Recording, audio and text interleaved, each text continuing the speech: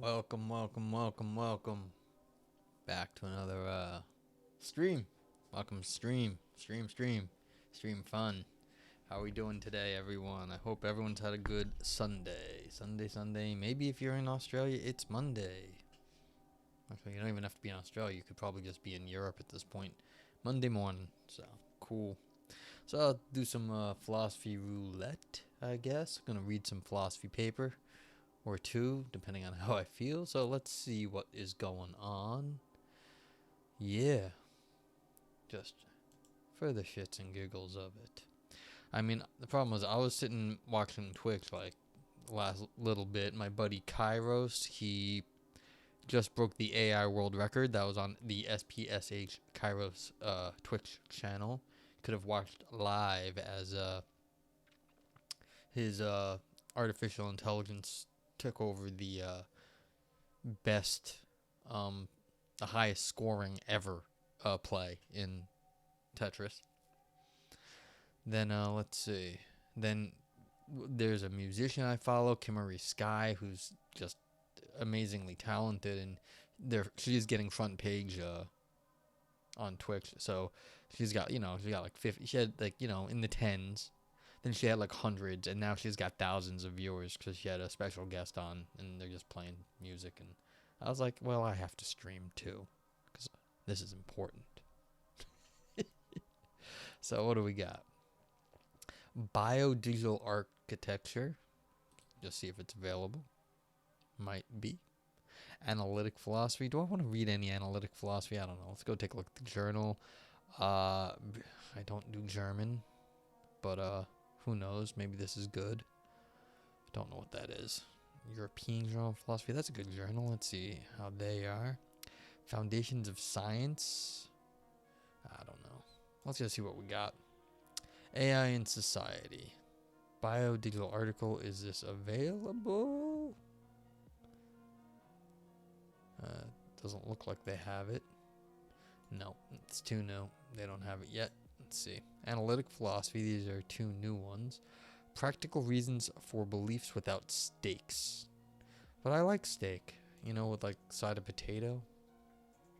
So let's see. We've got let's just see what happens. See how this looks. Oh, that's right. These are very small fonts.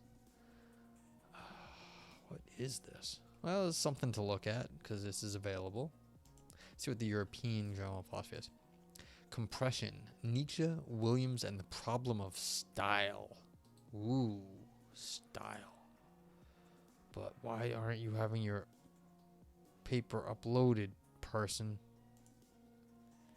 Ugh, that's so sad. Because that could have been good. Oh well. If it's not there, I'm not reading it. Notion of sensation. Let's see. Gadamer's phenomenological ethics. So.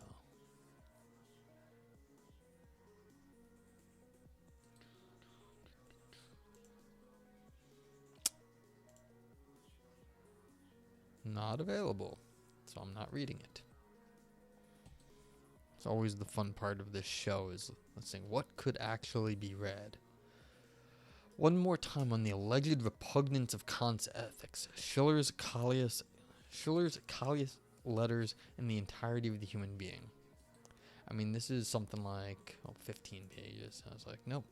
So none of these people have their oopsie. None of these people have PDF Wiley. Let's see. Can we get this? Or is it 16 pages of very small print? I'm not reading this.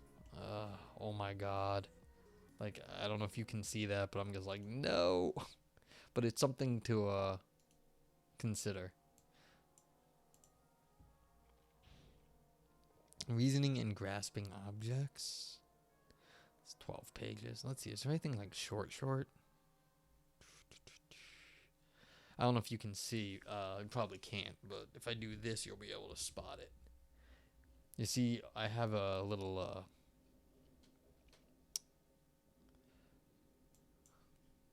I have a script that embeds in this that points out the really short papers.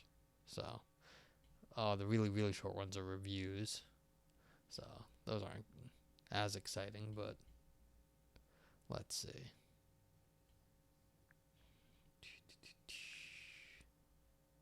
Review. Yeah, there's a problem with the European Journal of Philosophy. There's nothing wrong with the stuff. It's just a lot of their papers are long in comparison. So that's fine. I'm going to go look and see if we can find something short. I feel like I should just go to analysis some days and be like, let's do an analysis paper because analysis is short. Haythrop Journal. I don't know what that is. Inquiry. Uriah Kriegel. I think I've read something about Uriah Kriegel before.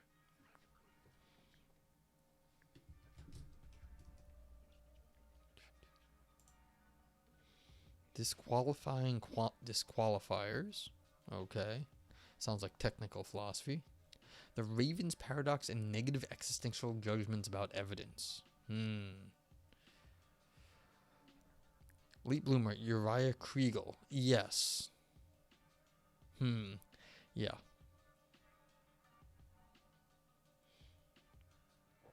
Giving epistocracy a fair hearing? What the heck is that crap? Is this what democracy looks like? So this is going to be a political one. Hi, Late Bloomer also. Welcome in. Appreciate you stopping by. I mean, I should just pick one of these. See if it's around. See, Immoral Lies and Partial Beliefs. Let's see. Neri Marsili. It's available. Let's see how long this is. It says 10 pages. That's if I can click. I like this. 10 pages and the spacing between the words is bigger. I can deal with that. So this is what I figure I'm going to read unless someone has a preference. There's going to be Immoral Lies and Partial Beliefs by Neri Marsili in the Inquiry Journal of Philosophy. So, title, paper.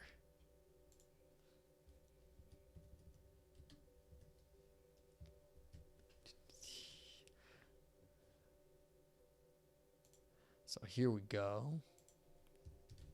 Let's see if the commands work today. I think I worked on this last time, so I expect them to work. So there. Now if you type paper in the chat, the link pops back up. Thank you, EchoBot. I appreciate your hard work today. There we go. Yeah, so I've got I used to have like Nightbot, which is a very typical a web-based bot. I think it's actually made by the people who do BTT TV. So it's actually really nice. Free service, just lets you do commands. But I put everything into Leorin board, which is a local system. And, yeah.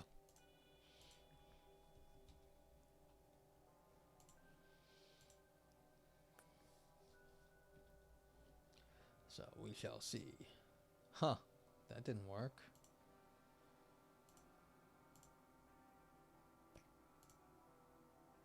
We're going to load. Let's find out. Load.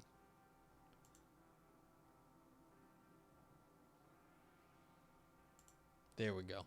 Okay, so we've got this nice paper here. We will find out about it. You know what I don't like? I don't know if you guys have any real opinion. You can see right below my box. It's just some white text on the green background. Maybe I'm going to make that a little bit fancier. Take a little bit of being clever about that stuff, but whatever. Okay. Anywho. So now we've got Immoral Lies and Partial Beliefs in the Inquiry Journal. We don't read why would we read an abstract? That'd be silly. Okay, so here we go. And as always, feel free to ask questions. I'm reading this the first time too. I don't know what's happening. I just make stuff up. Introduction. Insincerity and Graded Beliefs. In the philosophical literature on the definition of lying, scholars agree that the following are necessary conditions for lying. The speaker asserts that P. The speaker believes that P is false. So these are necessary. It means it has to be in the background. All right. Recently, Marsili and Krauss have challenged this orthodoxy. They both contend that the belief requirement B is off track because it is unable to capture graded belief lies involving a graded belief that is a proposition that the speaker neither fully believes to be true nor fully believes to be false. For example, suppose that Kermit has a credence of 0.25 in 1, so that he believes that it is probably false that there are chocolate cookies in the jar. So Kermit believes only it to be 25% true that there are chocolate cookies in the jar, so 1 in 4 chance. If Kermit tells his friend Elmo that there are chocolate cookies in the jar, Kermit is lying. But the belief requirement B prevents the standard definition from counting 1 as a lie, because Kermit does not fully believe 1 to be false. He merely believes 1 to be more likely to be false than true. Marsili and Krauss agree that B needs to be revised to capture graded beliefs like 1. Marsili's proposal is to expand B into the comparative insincerity condition so as to capture the credence perceivably lower than 0.5. The comparative insincerity condition. The speaker takes herself to be more confident in the falsity of P than its truth. Alright, so this kind of makes some sense. Like, if you're telling people stuff that you think is full of crap, but, like, it might be a little bit true, then you're guilty of something. I don't know if you want to call that a full lie, but it's like, the full truth and the whole truth and nothing but the truth. This is when you're, like, not telling someone the truth. You're telling someone, like, a half-truth. And does that really count as lying? I don't know, but, like, they're saying, look, if maybe it does. If you think something is overwhelmingly to be unlikely, and then you pass it off as being true, then, yeah, you've done something wrong. You're kind of being a jerk. Alright, so this comparative insincerity condition, CIC, is able to capture graded beliefs like 1. Nonetheless, Krauss has recently alleged that CIC is mistaken because it fails to account for the damage lying does. His alternative proposal is that an assertion is a lie only if it is expected to make the addressee epistemically worse off, that is, only if it satisfies the worse off requirement. It's funny, I think I've read stuff on this before. God, I hope I didn't read this paper before. That has happened. I've read the same paper twice. The worse off requirement. The expected epistemic damage to the audience with respect to P by the speaker's lights, conditional on the audience trusting her with respect to P at all, is greater than 0. In simpler words, in asserting that P, you lie only if you expect your audience's credence in P to become more inaccurate than the one they previously held if they trust your assertion that P. Yeah, so if you're going to make someone worse off by telling them something, then you're lying to them, because especially if you know that it's more likely to cause damage. Applied to our example, this means that 1 is a lie whenever Kermit asserts 1 and expects Elmo to update his credence to P to a value that is more distant from 0.25, which is Kermit's standard of accuracy, than Elmo's current credence in P. For instance, Kermit is lying if he expects Elmo to revise his credence in 1 from 0.4 to 1 because 1 is further away from 0.25 than 0.4. I want to note I like this author's use of the Sesame Street characters. I think that's a good choice in using puppets. Actually, it's a really good choice in philosophy to use puppets as examples. For more than one reason I don't know if I should get into. But yes. Thought experiments in puppets. Krauss prefers the worse off requirement to the, what was this? The CIC was called Comparative Insincerity requirement for one crucial reason. He takes the former but not the latter to be able to account for the distinctive blameworthiness of lying. He shows this by means of a counterexample. Excuse me. What the heck is going on? Nose decided. Why is it better to use a puppet? Well, first of all, in philosophy, all of our thought experiments are abstractions. And so you can detach your biases from the understanding. No, that would be the nice reasoning. I'm not thinking in terms of nice things, late bloomer. I'm thinking because it detaches not your biases, but it detaches it from reality. So in some sense, you can call out the inaccuracies to actual life when you're using less animate objects. So it's not your biases, it's that you're probably putting I mean, it makes it less real in some sense, because that's sort of the goal of a lot of these thought experiments, is to tell you something about the real world, and a lot of times it's not actually that realistic. And so I think it takes a little of the reality out of it. So it's not so much that you can detach your biases, but it makes the whole thought experiment more detached from reality. Secondly, I like it because it's just sort of a snide side comment on philosophers thinking that they can talk about reality when you're actually talking about puppets that are being controlled by somebody else.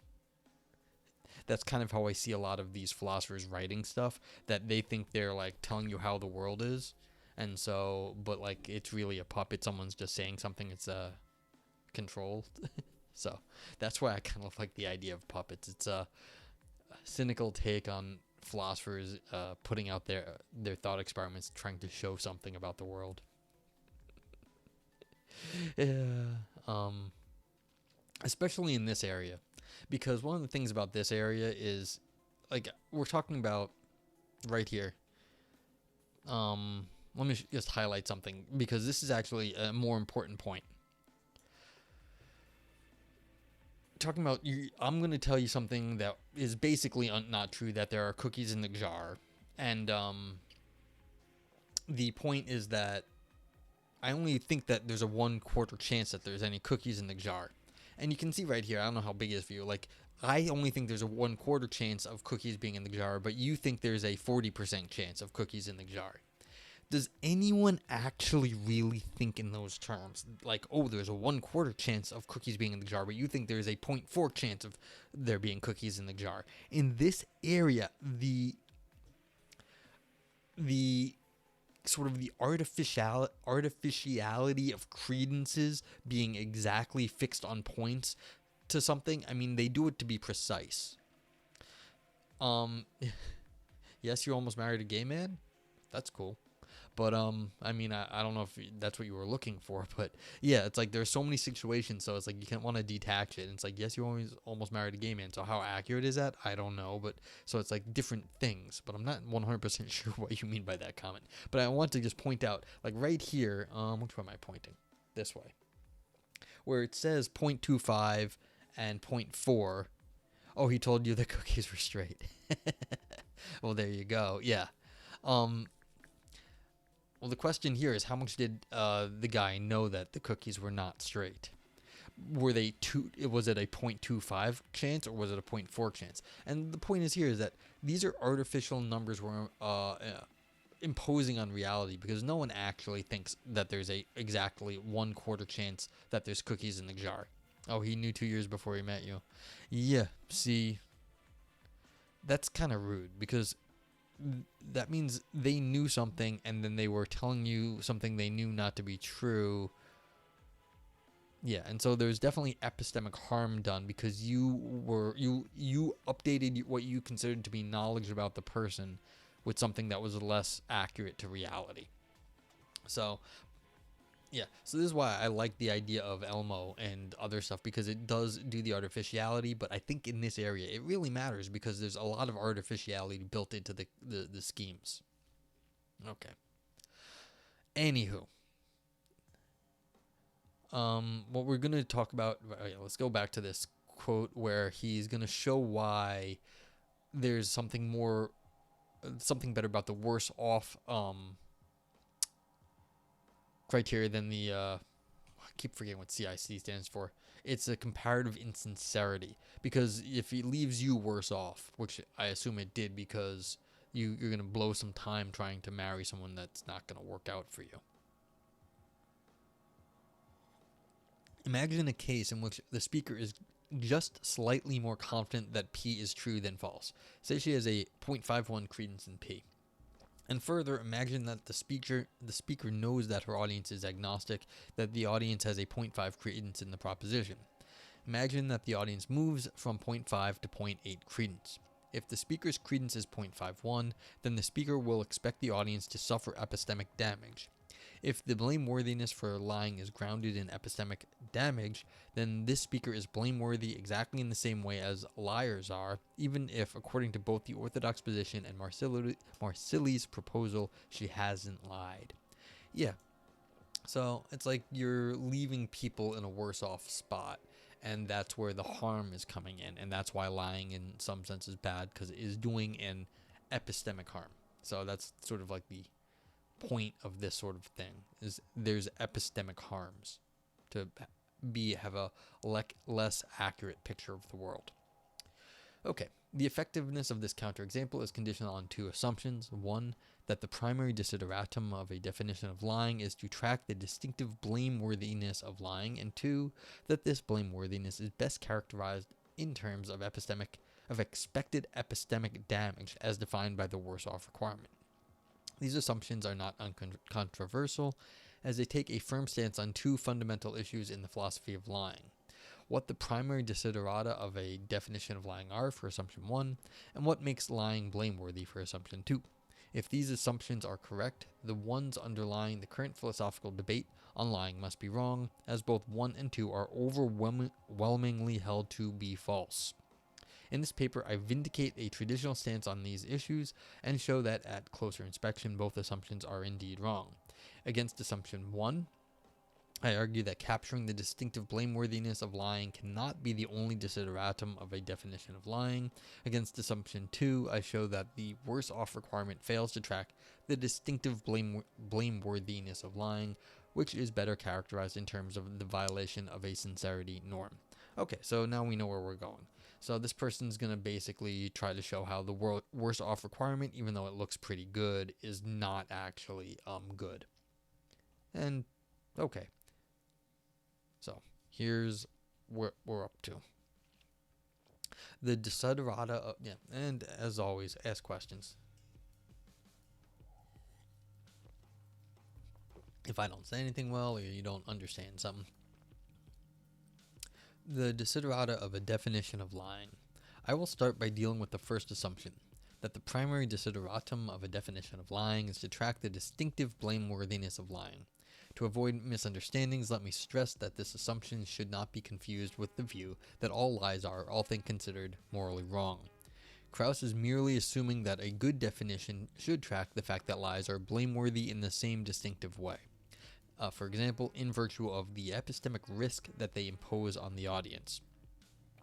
This still allows for single acts of lying to be all things considered permissible whenever sufficient countervailing considerations apply. The idea that a definition should track the distinctive blameworthiness of lying is not entirely new. Some authors before Krauss have assumed that a negative moral evaluation is part of the meaning of the word lie, so that in the definition of lying, one should also explain what makes lying blameworthy. This is nonetheless a minority view, and in contemporary scholarship, the prevailing assumption is that the key desideratum of a definition of lying is its descriptive accuracy. A good definition should match our morally neutral intuitions about particular cases, capturing all and only those utterances that we call lies. The task of defining what a lie is and explaining why, ceteris paribus, lying is wrong, are on this conception two separate tasks.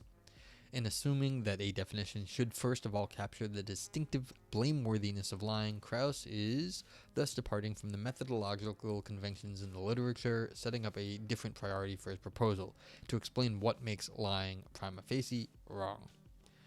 Okay, that's a mouthful, but it's basically just saying, look, we can describe what a lie is, and then we can also describe why we don't like lies. And those are two separate things, but Krauss, again, is gonna go for the why lies are wrong, and that was because you're doing moral harm to somebody, epistemic harm to someone.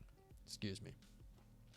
Okay, let us assume that Krauss has good motivations for introducing this new desideratum of, as we may call it, moral import.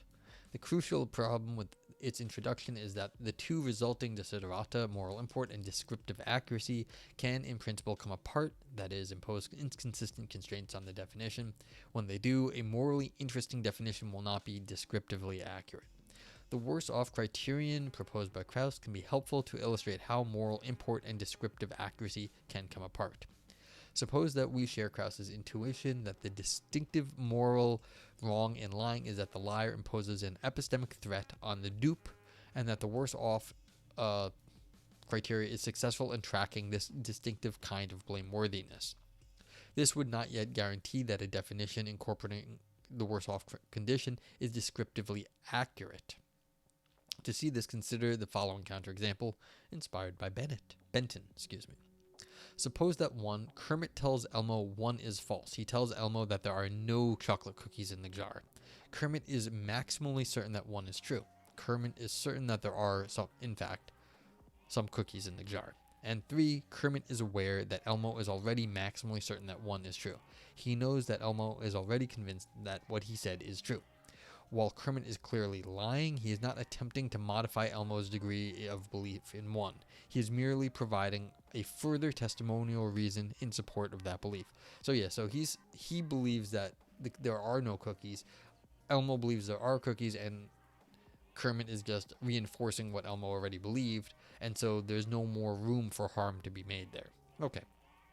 Since the expected epistemic damage from the speaker's perspective, and if the hearer trusts him, is not greater than 0, the worse off fails to classify this as a lie. More generally, this sort of a counterexample shows that the worse off condition is not descriptively accurate. It is too narrow because it fails to provide a criterion that captures all lies. Retheus, what up? Welcome in. How are you, Retheus? Thanks for stopping by. Just reading something about lying and why lies are bad. Is it because you telling lies makes somebody else worse off, or is it because you have done something like inherently bad? And this person's arguing that it's because you've done something inherently bad, not because you're making people worse off, and that's basically it. Otherwise, who knows what's up? World's a crazy place. Elmo is weak and Kermit is strong. Yes, and they're arguing over cookies, and I'm really surprised the Cookie Monster has not shown up yet. I'm kind of annoyed. I want there to be a Cookie Monster.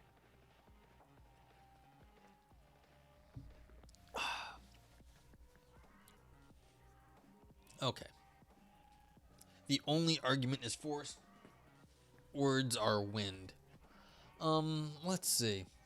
So if I lie to you that there's cookies, and there are no cookies, I mean, you're gonna be ticked off, because, I mean, you would clearly want cookies as opposed to no cookies. So, I've just wasted your time. So, that would piss... I get annoyed when my... moved... yes. Move the Muppet head for lies. Like I said, I like the fact that we're using puppets in philosophy. I think that's a good idea. We should use more puppets in our examples. But yeah, I mean, making someone run around is a kind of a force. Like, leading you on, that is a kind of force. If I make you run around thinking that there's cookies and there was no cookies, I mean, the cake is a lie, since we're on Twitch and talking about video games. So if I tell you that there's cake at the end and there's no cake, that's a kind of force, because I'm leading you along, and that's part of the problem here. When you lie to people, you're wasting their time too. It's not just that they're worse off. Retheus, the cake is a lie. There ain't no ass at the end of Portal either. I'm sorry if that's a spoiler for you, late bloomer. Yeah. So. There are no cookies. I'm sorry. I've been eating so many cookies the last few days. They're so good. My brother sent some cookies, and one of my dad's friends sent him some cookies that I got to eat, and they were homemade. His friend is a baker, and oh god, they were good cookies.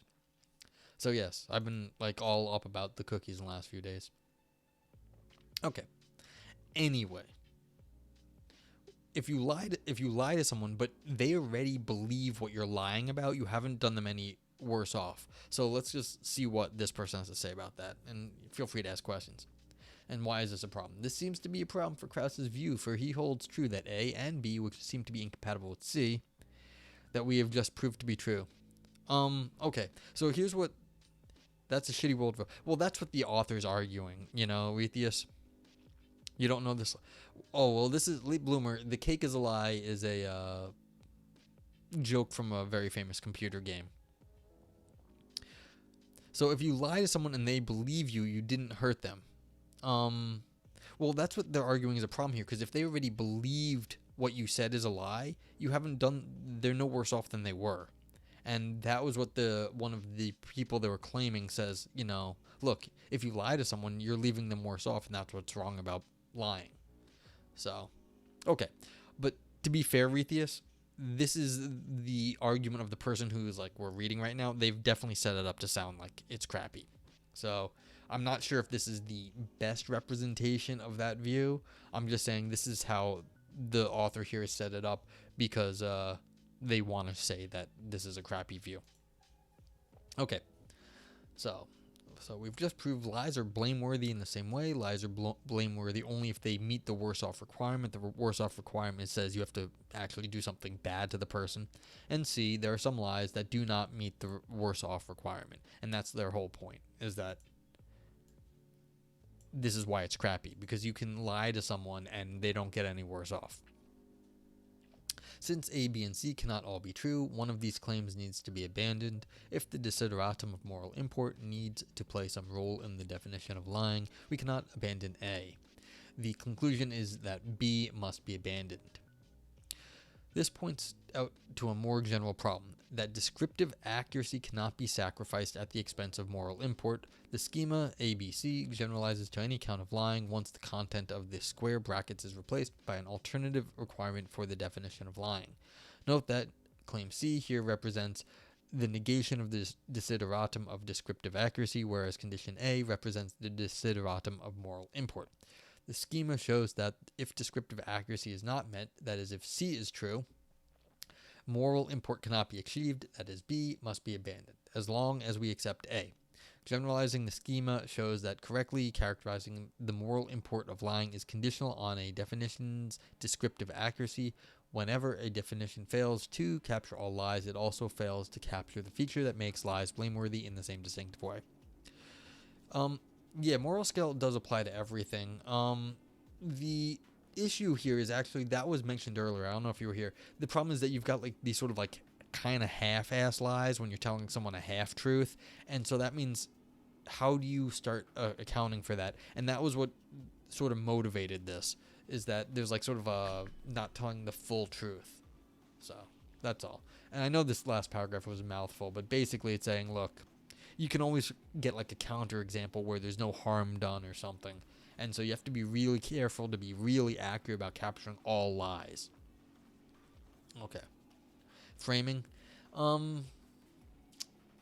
No, that's not what they were saying here, framing. They were saying basically... yes, that's an accurate statement there, Rethius, about it. They were saying, look, like you can say, look, you don't really believe something, but you can tell a person that it's 100% the truth. And so the fact is that you kind of think it's true, but like that's not like a full-on lie. And then that makes problems for certain definitions. Okay, but the author's finally getting somewhere. We are now in a position to determine what is wrong with the assumptions 1 and 2 above. The problem with 1, the view that the primary desideratum of a definition is to track the moral import of lying, is that meeting this desideratum is conditional on meeting descriptive accuracy. As illustrated by the ABC scheme, any definition of lying that fails to meet descriptive accuracy also inevitably fails to capture the distinctive blameworthiness of this linguistic phenomenon. Against 2, the worse off principle neither offers a good necessary condition for defining lies, since it is subject to counterexamples, nor is it able, for the same reason, to track their distinctive blameworthiness. To be sure, to deny these two assumptions is not to say that it is impossible to identify a criterion that is able to meet both desiderata. Clearly, there could be an alternative way to capture a morally salient feature that all lies have, thereby meeting moral import, and it may turn out that this feature is shared by all lies, thereby meeting descriptive accuracy. But in order to determine whether such a criterion exists, we need to test it against both desiderata. Pace Kraus. In what follows, I argue that, at closer inspection, the comparative insincerity option, CIC, can help to meet this challenge. It identifies a concept that coincides with our ordinary conception of lying and tracks the distinctive blameworthiness of this phenomenon. Okay, so basically, if you're being insincere is when you're lying. I don't know how they're gonna say. Well, we'll find out. How is it doing harm to people when you're being insincere? I mean, maybe you're doing harm to your reputation. Yeah. Well, we'll see. Okay. So why is lying bad? Rescuing the comparative insincerity condition. I will begin by reconsidering why the comparative insincerity condition was rejected in the first place. Krauss's criticism of CIC relied on the assumptions that we just rejected, that a definition of lying only needs to meet the desideratum of moral import, and that having worse off principle as a necessary condition is the only way to meet this desideratum. Now that we have established both of these premises to be misguided, the counterexample on the ground of which Krauss rejects CIC loses its intuitive pull. In the counterexample to CIC discussed in section 1 above, a speaker asserts that P while having a credence of 0.51 in P. Unless we assume that a definition only has to track the distinctive blameworthiness of lying and adopt the worse off requirement as the criterion to identify this blameworthiness, but we have seen reason not to, there is no strong reason to think that this assertion is either a lie or not a lie. Intuitions about this sort of cases are not straightforward and do not warrant a preference for either CIC or WO. But suppose that we are forced to give a polar verdict and to establish that either this is a lie or it is not. Intuitions may vary, but the fact that the speaker is more confident, absolute morality or conditional. Let me think about that. Let me get to the end of the paragraph. Intuitions that may vary, but the fact that the speaker is more confident in the truth of P than its falsity at least hints at the fact that this is not a lie. Comparative insincerity condition is able to make sense of both these observations. Worse off condition, by contrast, has no resource to acknowledge that the example is a borderline case, nor is it able to acknowledge, like the comparative insincerity condition, that the more we move away from these cases of our uncertainty around 0.5 to certainty 0 or 1, the sharper will be our intuition about whether a given utterance is a lie. Okay, so basically if you're just screwing with people a little bit and you're not really messing with their them being worse off, and they're saying, well, you don't really know if it's a lie. But if you're being insincere and you know you're being insincere, then you always know you're doing something wrong, and therefore it's bad. And that's what they're saying. You may not actually make someone worse off, but you know you're being insincere. Am I absolute morality or conditional morality?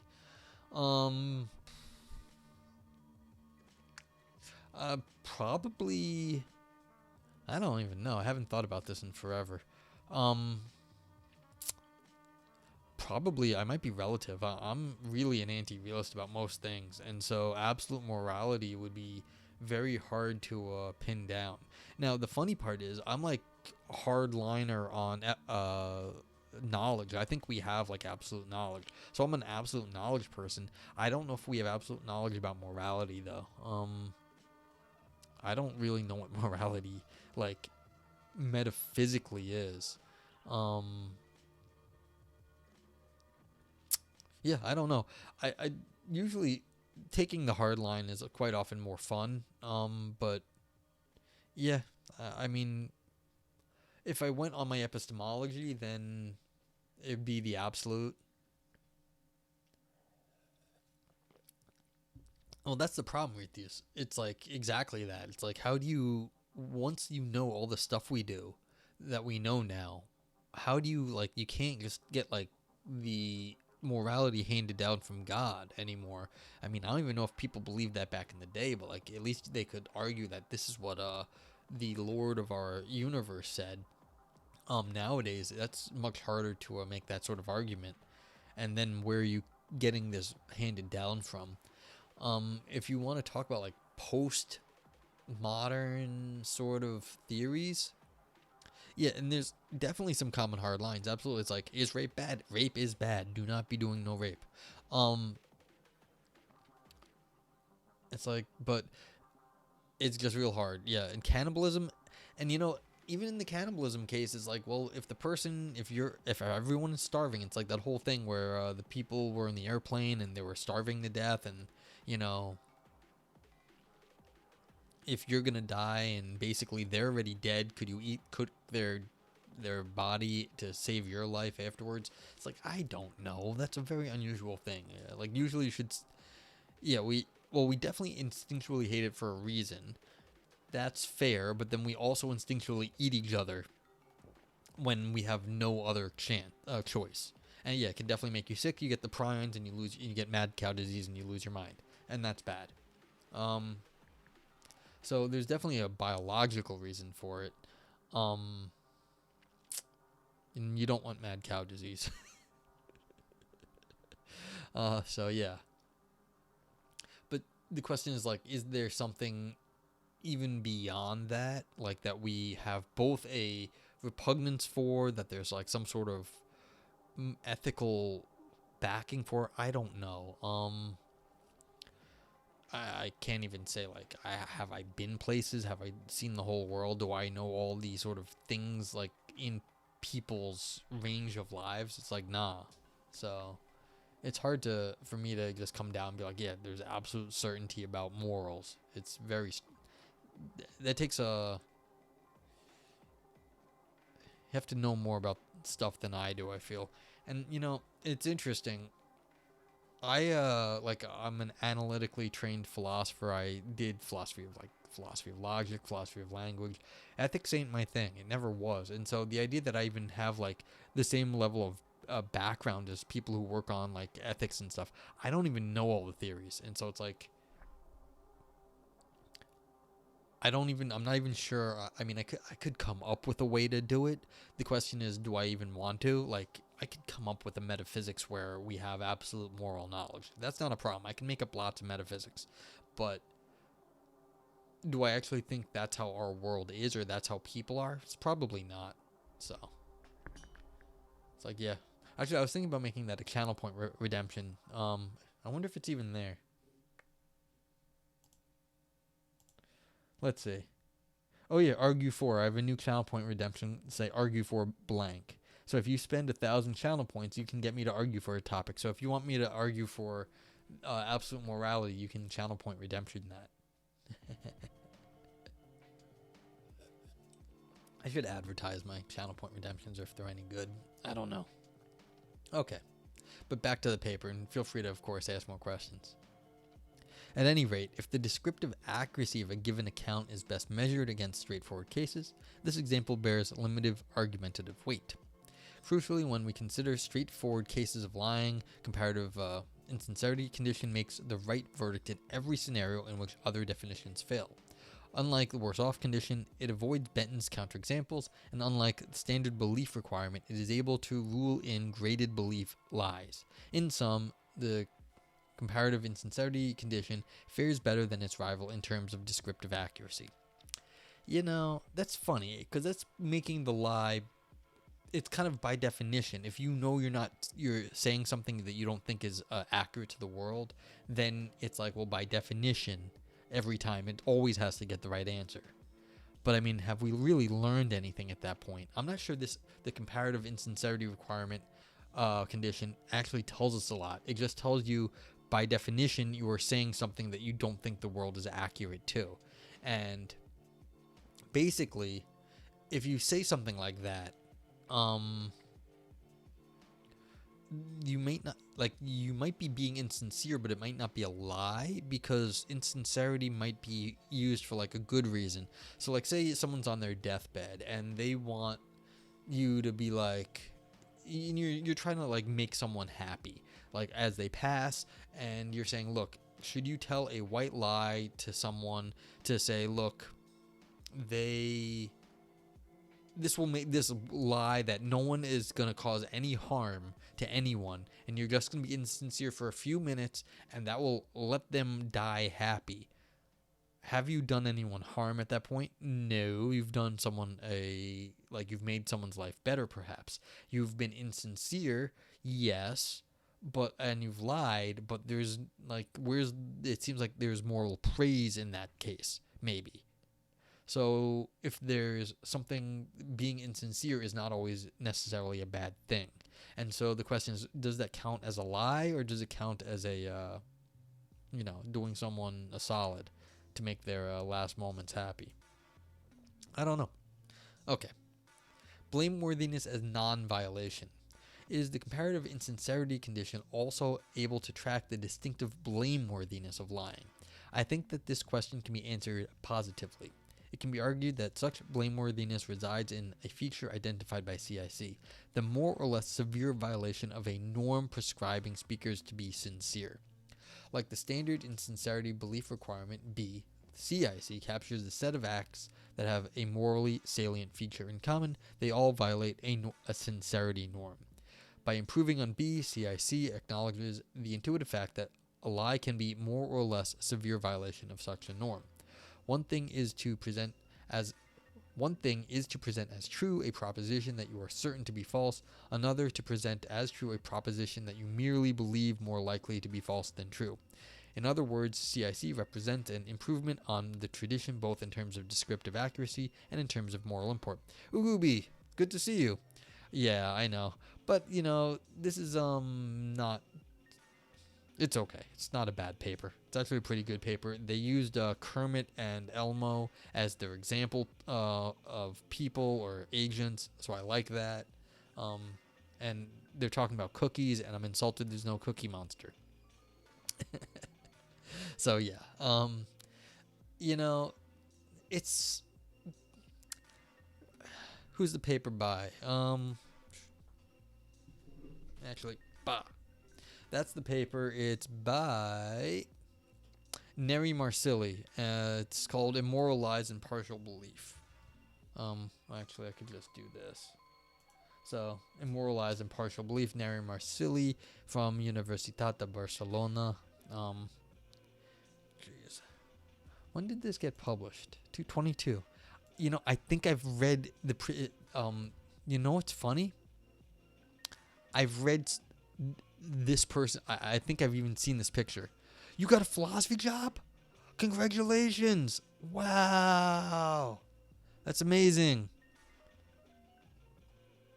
Congratulations. I mean, so what if it's over Zoom? That's fine. I mean, you don't even have to go in and deal with the snotty kids. That's fantastic, Ugubi. Congratulations. I mean, it's hard to get paid for philosophy. It's really hard to get paid for philosophy. Yeah, so I actually think I read this person's previous paper because this just came out in 22, so it's a current paper.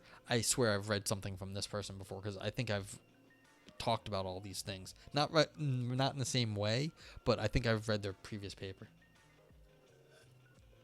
Yeah, congratulations, Ugubi. Yeah, do I have any philosophy of science stuff coming up? Oh, have I read any? I really only just started streaming again like a week or two ago. So I haven't really gotten through too much stuff. We did some philosophy of tech, which was kind of cool. So we were talking about like moral, not necessarily ethics, but we were talking about technology and how it interacts with stuff. You were streaming heaps in January, but stopped a bit now. Oh, okay, cool. Yeah, I mean, it comes and goes. Like, I've just had troubles. Streaming more keyboard building and guitar playing than philosophy, but also a bit philosophy in games too. Oh, cool. What games did you stream anyway? Yeah, well, it happens. So, I'm still not out of it yet, so we'll see what happens. Yeah. What games did you stream? Because I was thinking, I could also stream games like a normal person on Twitch, but whatever. Smash? Okay. Yeah, that's fun. I mean, I stream Minesweeper. Well, I haven't, but I will. Alright. Anywho, we'll get back to the paper in a sec. Yeah.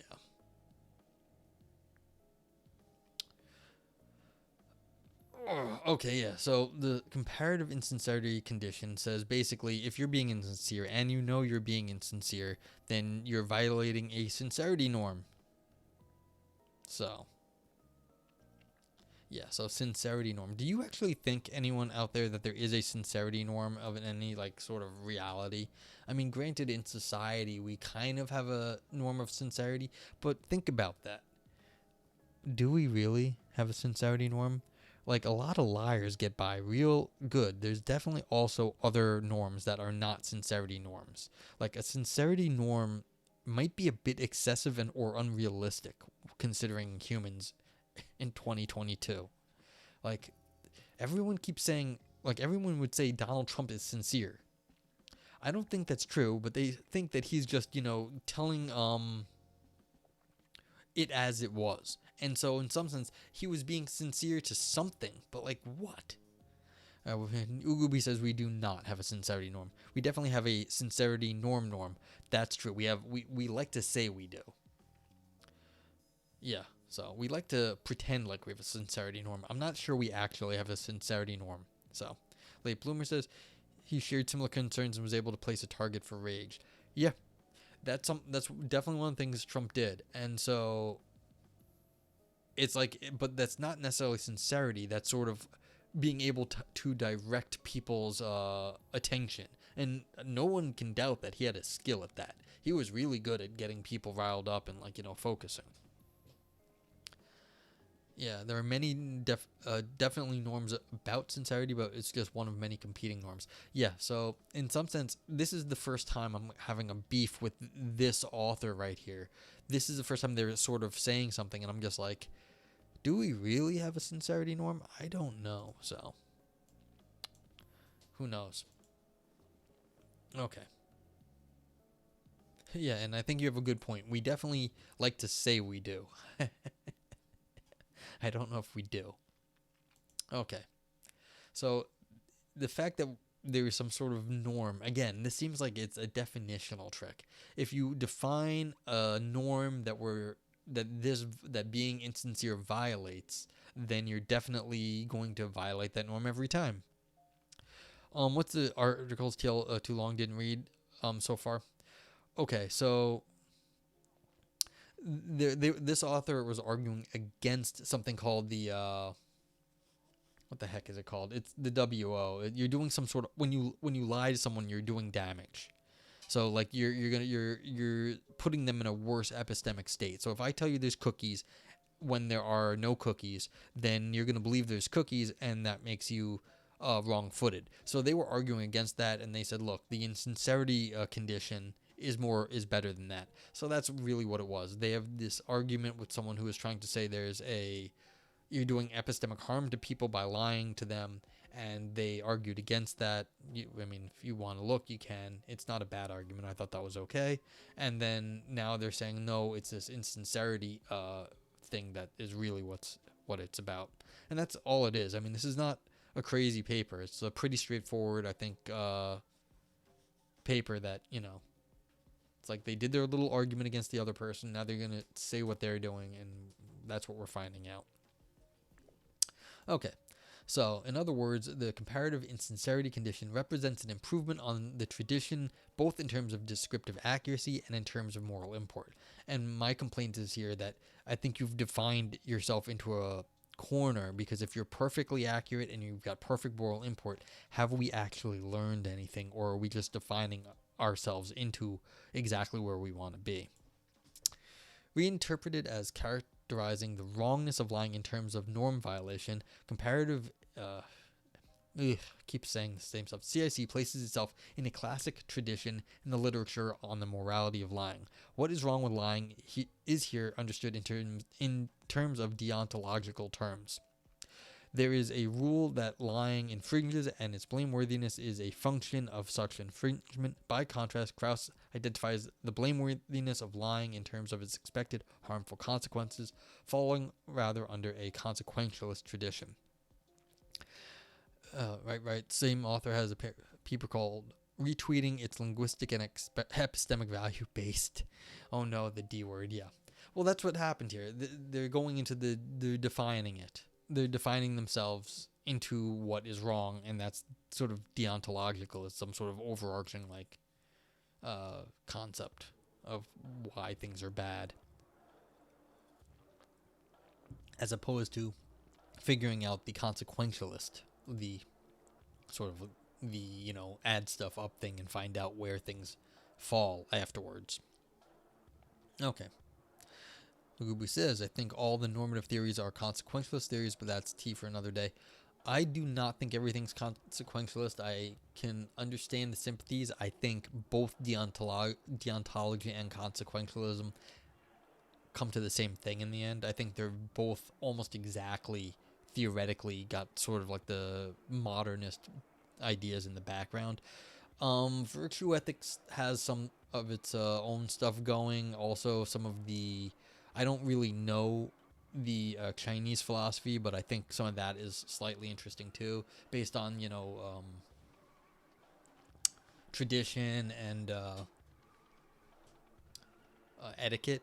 So yeah, so so I think the sort of the etiquette talk, I find that very interesting because it seems so different from everything like I learned in school. So yeah, but like so I don't want to say everything comes to the. I want to say basically I think the modernist traditions, the Kantian deontological thing, and the Humean Mills, I think they come very very similar in the last like sort of last analysis. I think they come very close to each other. So okay. This might be seen as a sign that there is something counterintuitive about CIC. Prominent proponents of deontological accounts like Augustine and Kant also subscribe to absolutism about lying, the view often judged to be counterintuitive, that the impermissibility of lying is exceptionless. Yes, they're nuts. But accepting a deontological story about the wrongness of lying does not commit one to absolutism. One can still maintain that while all lying is wrong qua a violation of sincerity norm, any given act of lying can nonetheless overall morally permissible. To put it in slightly different terms, a plausible version of this view is that lying is prima facie wrong. On this view, the fact that you say something you believe more likely to be false than true is a defeasible reason to classify your action as morally reprehensible. Yes, is that actually true or just an interpretation that Augustine and Kant think lying is impermissible? I know it is for Kant. I don't have enough history on Augustine to say that. If I had to guess, I'd say yes, because that's a pretty bald-faced statement right here. And that might have been caught by a reviewer. And also, Augustine turned into a prudish asshole when he got older, so he might have said something. According to science, according to Kant, then science is always morally wrong because science idealization. Well, no. I mean, this is like when Kant said that lying is always wrong. It really was just talking about like the linguistic thing, lying. When you're sort of investigating the world, that's not a lie. I don't think they would. You kind of mean okay, that's fair. Kant's like when you get down to it, Kant wasn't like super crazy when it came to his description of the world. I mean, it was definitely idealistic, but that's really not so bad for the time he was living in. It was okay. Um, but yeah, if I had to guess, I'd say Augustine got prudish when he got old. He seemed like he was a cool kid, but then he got to be prudish, and Kant was just always prudish, as far as anyone knows. Okay. Furthermore, saying that lying is wrong in virtue of the violation of sincerity norm does not entail that the wrongness of lying is exhausted by such violation. This view allows for other criteria of moral evaluation to be salient when we make moral judgments about lying. For instance, the expected deceptiveness of a lie will typically be a salient dimension of evaluation, as hardly anyone denies that lying typically involves intended deception. Yeah. Coffee and lying. There's definitely a correlation there.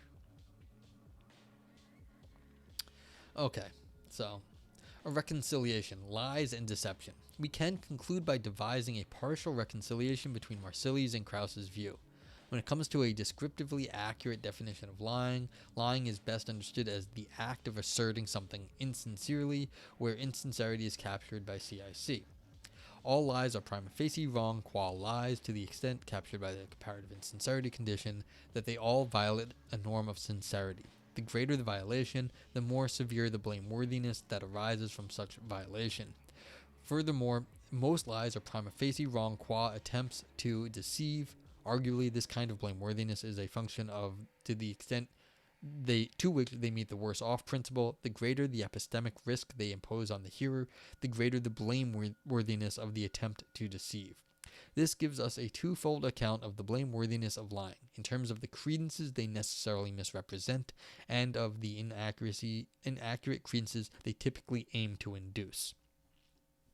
Okay, so that's what they were saying earlier for people who joined a bit later. They were arguing against the worse off principle to say, look, that's what you're leaving people worse off. But that doesn't always get all the examples, because sometimes you lie to someone and they're not left worse off. Like, it just, maybe nothing happens to them. So if they're not worse off, then that misses them. But now they're bringing it back to show one of the functions to show how wrong a lie is. It does actually show the damage you're doing to other people, which is a reasonable position to end up in. It's like you can actually go look at the consequences.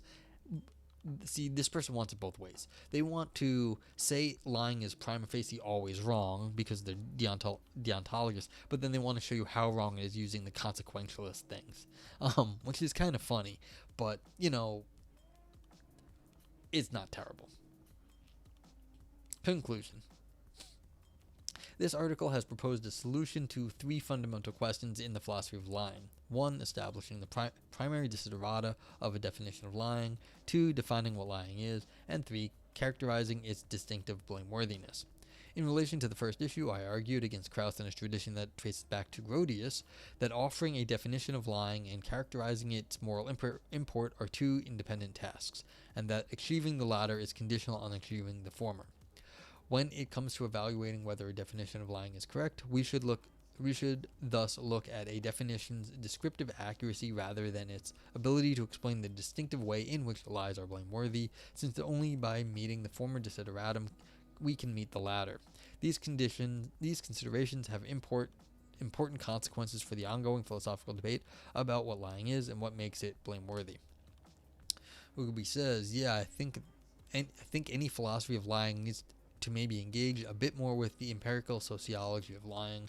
Though you can do this sort of conceptual analysis, I think that it's more productive to link it up with the real world examples. Well, I agree, because as we were discussing earlier, the idea that there's a norm of sincerity, it seems really dubious, and this paper really relies on that to guarantee that there's something wrong with lying, that there is a norm that you're violating.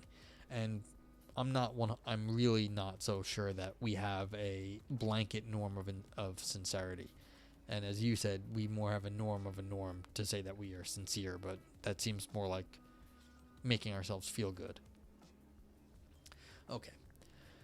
These considerations have important consequences for the ongoing philosophical debate about what lying is and what makes it blameworthy. Once Krauss's mistaken assumption about the desiderata for the definitions of lying are abandoned, it becomes clear that his critique of the comparative insincerity condition is misguided. This in turn means that we can, after all, offer a fine-grained definition of lying that accounts for partial beliefs for which no options are otherwise left available, given that neither Krauss's worse-off requirement nor the traditional belief requirement are able to draw the right distinctions about graded belief lies. Ugaby says, for example, maybe you're working within academia and amongst left-wing centrist people, you might be more likely to believe that there's a norm of sincerity and that you won't lie. It seems to be class-based. I mean, to tell you the truth, I think the conservatives are extremely focused on being like sincere and like claiming you're talking from the gut. So I don't know if it's like left-winged people or centrist, but yeah, it's definitely. But if it's class-based, yeah, because it's definitely an upper-class thing to be to pretend like you have these sort of highfalutin ideas. So I definitely think that's like the sort of I think the class base is definitely right. I don't know about so much the left or the right, at least in the United States, because everyone's got their bullshit. So to be optimistic about human behavior is a neoliberal centrist thing. Yeah, I mean, neoliberal centrists are terrible. So the fact that they got this wrong is they're just bad usually.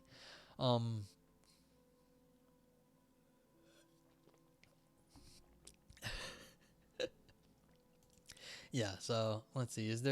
I wouldn't want to blame anyone just for saying that. Tropical Geek, how are you? Welcome in, welcome in. Hey, hey.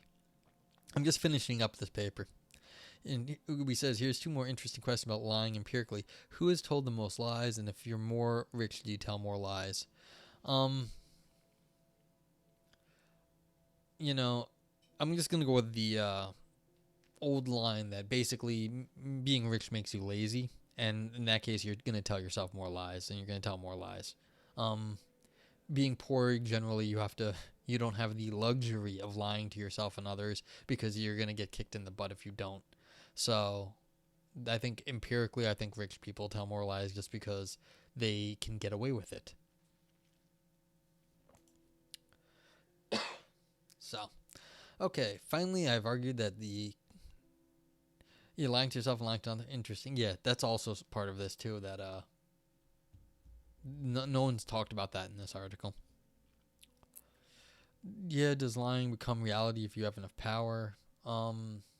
About some things, maybe you can like sort of fake it till you make it. I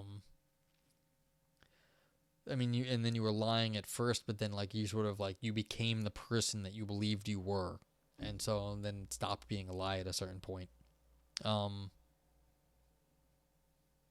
the arguments of the article apply to lying to the self then, or only applying to lying to the others? Well, okay, here's the word. So there's two things here. I think they would apply to the self. The comparative insincerity condition. If you know you're lying to yourself, it's like, yeah, you're bullshitting yourself. In the worse off condition, it's like that if like, oh, I'm like if you know like say you are like a food, you're allergic to a food and you lie to yourself, oh, it won't be that bad. You're gonna be worse off. Like you just will be worse off. So if you eat something that you're allergic to and then you decide to ignore it, like lie to yourself, ignore it. So I mean, I can see why either way you could make an argument that you are lies to yourself will apply. Now, is that going to work all the time? I don't know. Let me just check one thing real fast. All right, let me get this last paragraph done and we can talk about this some more. Finally, I've argued that the comparative insincerity condition has the resources to track the distinctive blameworthiness of lying in terms of a more or less severe violation of a sincerity norm.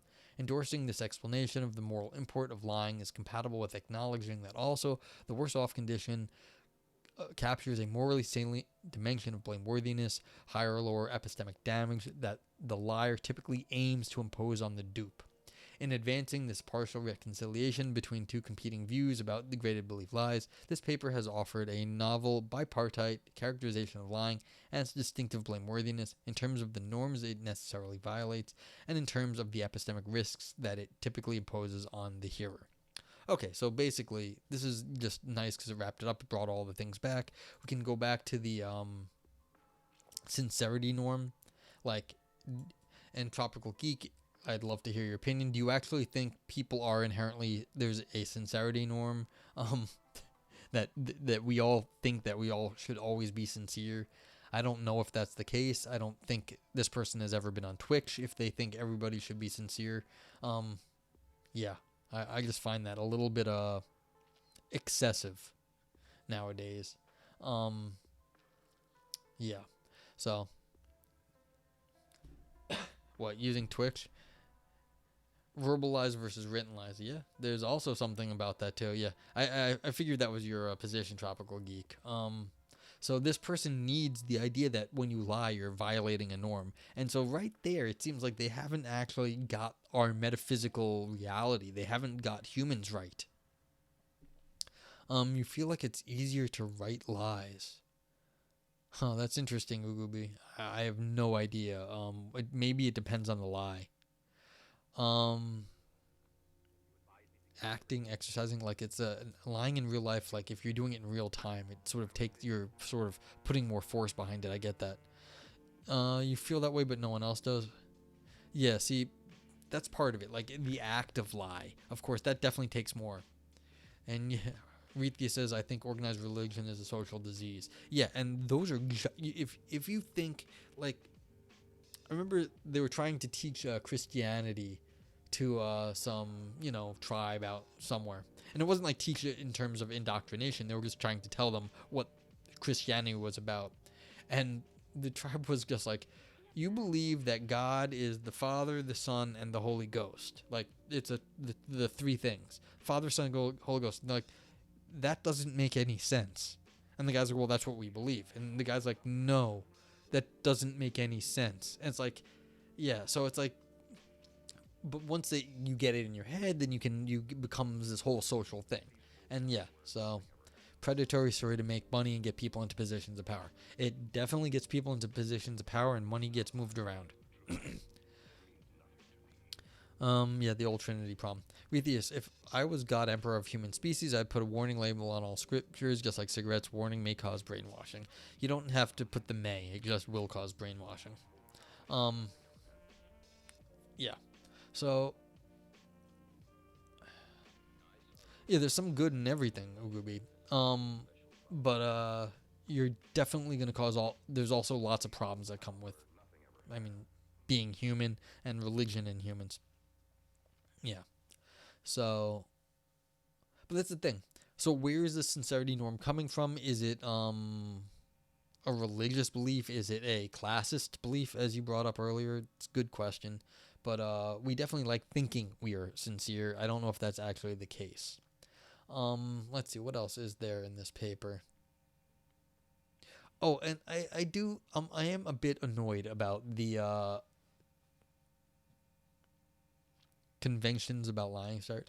I mean, the liar paradox is ancient. It's from, it's in the New Testament. So there's nothing new about lying.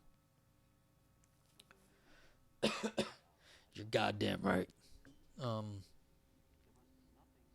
yeah, I'm pretty sure it is, cuz one of the papers on the liar paradox by Kripke mentions that. So did you find a berry eats berry? No. So yeah. Yeah.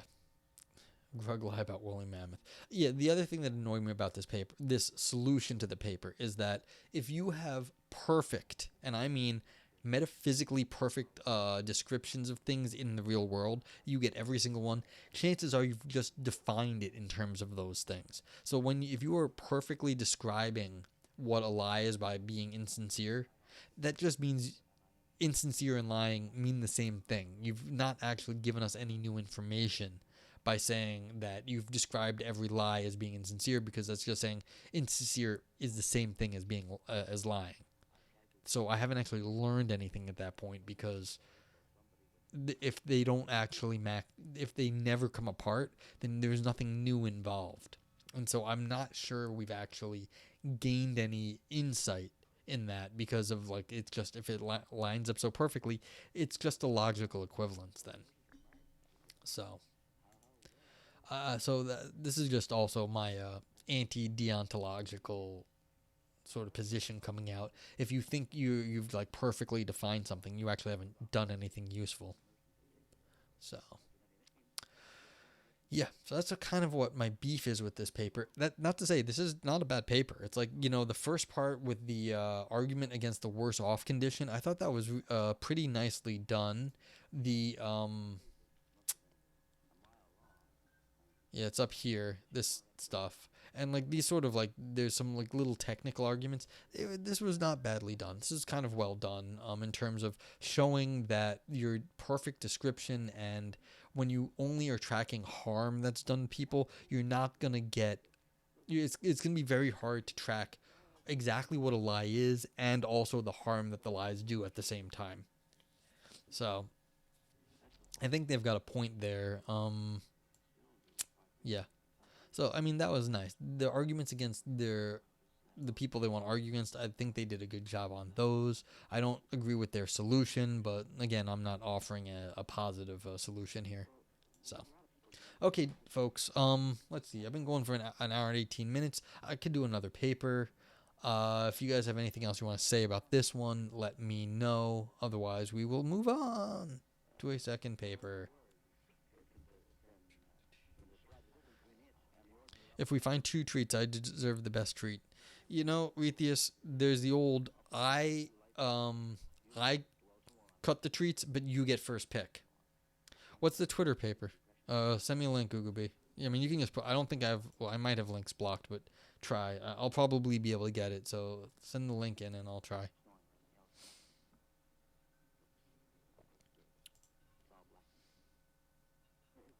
Moral 2? Alright.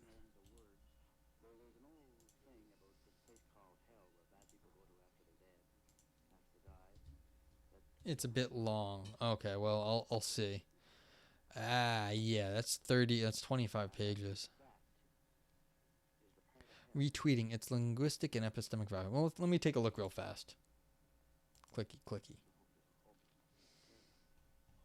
Oh yeah, look, yeah, but I don't know if you can see how well, but you can see the font is a lot smaller, and it's wait, one sec, what is this? Yeah, I mean, this would take at least 2 hours, and my voice won't go for that long. Oh my god, it has pictures though. It has pictures of cats. Oh, I kind of have to. Yeah, my voice will give out. It's actually already starting to go. I don't talk this much, to tell you the truth, which is a little sad. You've got one, send the link. I mean, I can think about this one maybe some other time it will be, but I don't think I have it in me to do that. Kitties, I know, kitties.